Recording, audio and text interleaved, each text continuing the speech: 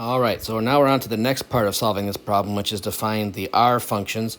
And we saw in the previous example that when lambda 1 was equal to -1 and lambda 2 was equal to -1, the R1 and R2 are just found to be the two functions.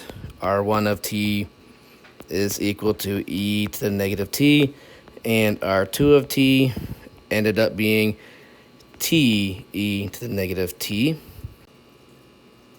Okay, so now R3 satisfies the condition that R3 prime is equal to lambda 3 R3 plus R2. So that's going to be R3 prime is equal to negative R3 plus t e to the negative t.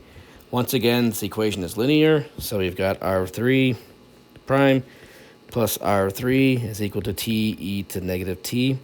Once again, our integrating factor is just e to the t.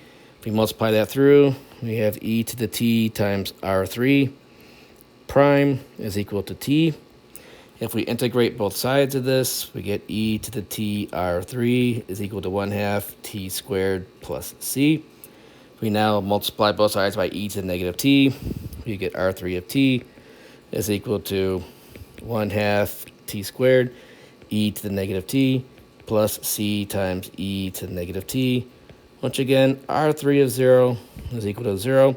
So 0 is equal to 0 plus c. That forces c to be equal to 0.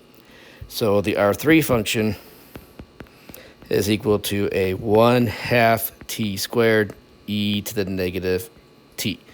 And again, that's not surprising because we've seen before that when you have a 3-time repeat in finding a solution, you get a factor of t squared for the third factor to break that linear dependence. So the next step of this problem is now to put all these ingredients together and build our solution for our matrix exponential.